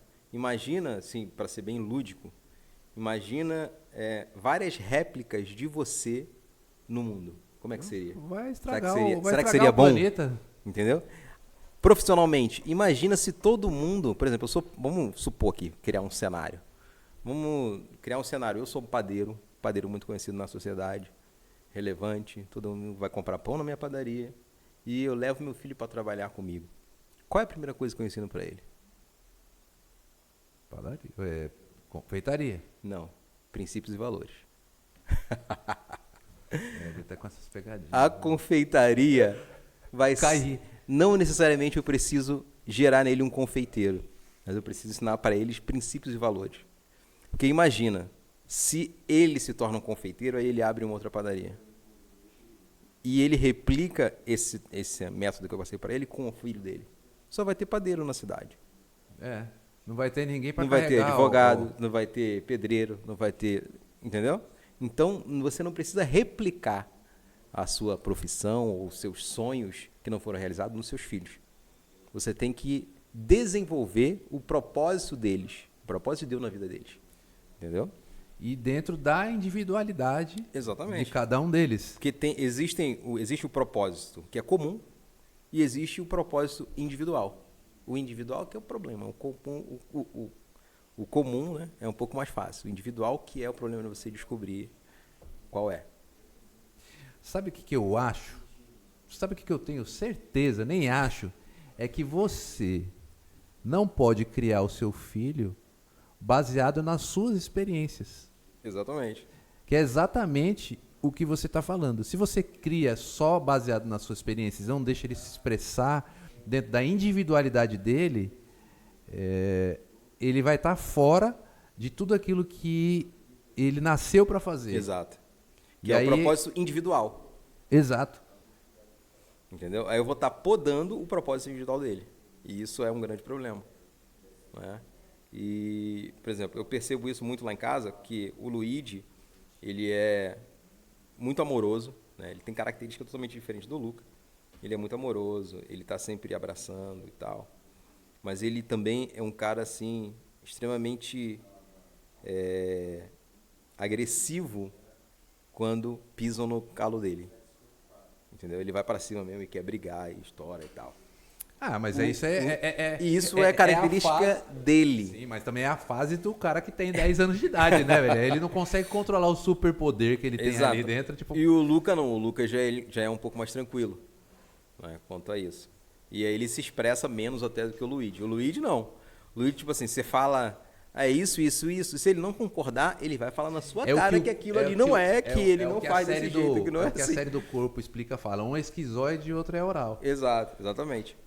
Entendeu? E aí você tem que desenvolver os seus filhos na característica de cada um deles. Você não vai botar tudo dentro de um mesmo pacote, do mesmo balaio. Não, cada um criar tem uma igual. reação diferente, cada um recebe diferente. Total. É como gêmeos. Exato. Né? Não dá pra criar os dois igualzinho. Exatamente. Né? É isso. Que top. Mano, se deixar, a gente vai seguir isso daqui pro... E tem que história, ter a fase 2, né? História. Ainda tem história aí de... A gente nem chegou ainda nos lançamentos. Cara, isso vai pra uma próxima fase. Tem uma outra história que aí eu vou deixar pra quando for o podcast da Bruna. Ela vai contar, pode até ser em casal, hein? Até dar uma ideia aqui pra vocês aqui, fazer em casal. que tem a história Bora. do nosso divórcio. Nós fomos casados durante 11 anos. Você vai deixar esse Vou spoiler deixar- aqui pro próximo? O pessoal vai ter que assistir o Não, próximo eu vou pra saber deixar do só que os- aconteceu? Vou deixar só o spoiler para o pessoal depois querer saber mais dos detalhes. Nós ficamos separados, nós ficamos casados, papel, igreja, durante 11 anos. E aí depois nós nos divorciamos, e a gente já tinha as crianças, né? E aí nós ficamos 7 anos separados. Divórcio no papel mesmo, justiça e briga e tal. Vamos fazer depois uma série só sobre casamento, sobre Boa. casais, sobre relacionamento de esposa, de marido. E aí Vale muito a pena. vamos trazer um mediador aqui, né? De conflitos, porque pode acontecer alguns conflitos. E aí vai dar audiência, né? Vai, sem sombra de dúvidas. Então a gente. É bom, cara. Põe na agenda aí. Fazer uma série, né? A gente tá na segunda série do podcast. Todo mundo tá querendo parte 2, né? Será que a É. gente vai dar conta de fazer parte 2 de todo mundo? E aí vale a pena a gente fazer uma série só sobre casais e relacionamento. Eu acho que vale muito a pena. Isso aí vai dar uma Porque o mês de audiência setembro boa. acho que já tá todo completo. Tá complicado aqui. Complicado não, Tá tá mesmo, bom, tá pelo- bom. Tá bom, tá sem espaço aí pra gente chamar os convidados. Viu? Josélio, então vamos deixar esse spoiler. Quero agradecer você por abrir seu coração, contar sua Eu que história. A agradeço, gente tá mais amigo agora, agradeço. porque agora eu conheço alguns detalhes que Aí, constituem você. O cara vai querer aplicar PNL por conta do. Agora eu já tenho mais material para poder trabalhar aí o seu psicológico. Brincadeira. E, poxa, te agradecer pra cá. Antes de você terminar, Ah. depois eu corto do vídeo. Putz, Fazer uma pergunta. Não corta, não. Eu vou começar- Não, como é essa que- pergunta você como é que eu vou voltar no mesmo tema, velho? Não faz. Não faz. tá. Não faz, pelo amor de Não Deus. faz, não, mano. Agora eu não consigo nem voltar, ele vai cortar. E agora como é que eu volto aqui? Ele Quando não é que vai eu tava? cortar, ele não vai cortar, mano. Ele não vai cortar. Não, Você deixa, tava nos deixa agra- na íntegra. Você tava nos agradecimentos. Ele não Ó, vai pra cortar. vocês que não sabem, não, nem vai cortar, porque todos os nossos programas, nenhum foi cortado. Então, o que ele falou aqui, esse Não, barbudo no meu ouvido que ficou, pra fazer uma pergunta que eu vou fazer no final pra ele, e isso foi obra dele, que é um mini plágiozinho que a gente fez do Azambuja, mas você vai aguentar essa aí. A Zambuja era do... Qual que era? O Azambuja era do comediante lá do... Eu não... Chico Anísio. Não era? Isso aí. Tá. Vamos lá. Onde é que eu tava agora? Finalizando. Você Você me lembra? estava finalizando. Hã? Finalizando já pra gente cortar e Então, encerrar. finalizando, agradecendo a sua nobre presença aqui neste Eu que podcast agradeço. de história. Você trouxe que a sua agradeço. história. Obrigado pela tua história. Valeu mesmo. E espero que você volte para falar, porque agora ficou Tem muita coisa muita ainda. coisa ainda para a gente falar sobre lançamento, empreendedorismo. Não falamos sobre a plataforma que nós trabalhamos, como a gente se conheceu e tal. Tem muita coisa para a gente trocar ideia com esse pessoal ainda. Mas te agradecer e contar contigo, dizer aqui publicamente que conto com você, com a tua presença, com a tua sociedade, com a tua amizade junto, diariamente. É E nóis. Vamos continuar fazendo acontecer, Isso aí. tá bom? E muito obrigado. E vou deixar você falar aqui, deixar uma mensagem direta para esse povo, dizendo assim, pra gente fazer um bom corte, se digo assim, falar assim, você precisa fazer isso. Deixa uma mensagem aqui para a galera que nos acompanha. Então, eu quero agradecer também pelo espaço, né, de a gente participar aqui do Que História Cash, que tem se tornado aí algo exponencial aí, algo assim que a gente não esperava, né?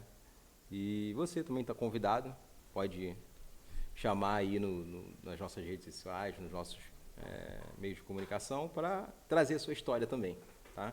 E um recado que eu quero trazer para todos que estão assistindo, sua história é muito importante. Às vezes você pode não valorizar, mas os momentos que você passou, cada momento que você passou, seja difícil ou ruim, ele serve de inspiração e serve de auxílio para outras pessoas, tá? Então a sua história pode ajudar a salvar vidas, a salvar casamentos, a salvar pessoas, a salvar filhos, a salvar mulheres, tá? Então você, conte a sua história. Isso, sem sombra de dúvidas, é um dos seus propósitos que Deus colocou na sua vida, é contar a sua história. Se você pegar a Bíblia, são várias histórias que tem lá, que servem de exemplo para a gente. Então, conte a sua história. Faça a sua Bíblia, sua biblioteca. Ó, palmas aí, ó, o pessoal aí da produção. Caraca, tá lotado aqui hoje, hein? Pô, tem um bolinho ali que a gente sempre prepara pra você, um bolinho. Vamos, Agora, vamos. pergunta que não quer calar. Olha aqui nos meus olhos. Bolacha ou biscoito? Não é. Não é essa. Com certeza não é essa. Eu leio o que tá no pacote. Tá, beleza. Não é essa, com certeza. Fechou, Jocélio. então. Gente, muito obrigado. Não fechou não, porque você não fecha. Jocélio, o que é a vida?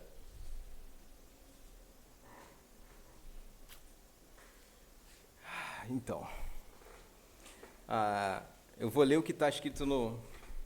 Eu vou levar em consideração as palavras que estão escritas no nosso manual de instrução, né?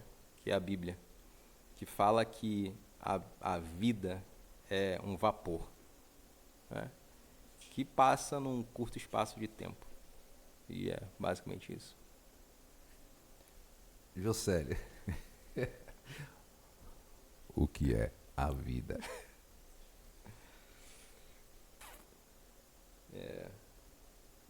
É isso aí. É esse curto espaço de tempo que você passa entre dores, alegrias e sofrimentos. Né? Isso é a vida. Hein?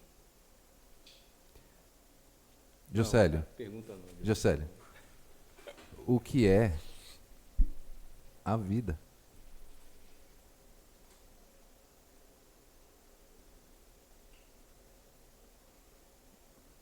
É isso. É isso. É a vida, mano.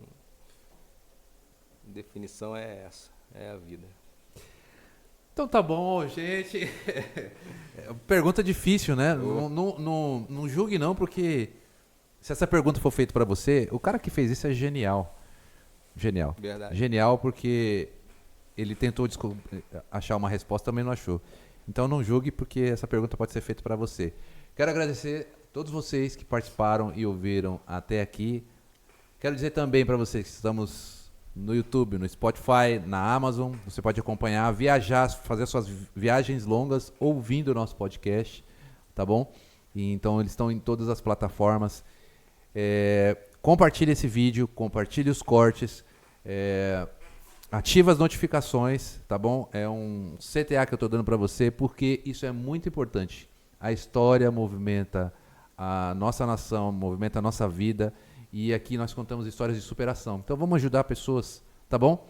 Então compartilhe e até o próximo Que História Cast. Todo mundo aí? Que História Cast. Um abraço, fica com Deus. Tchau, tchau.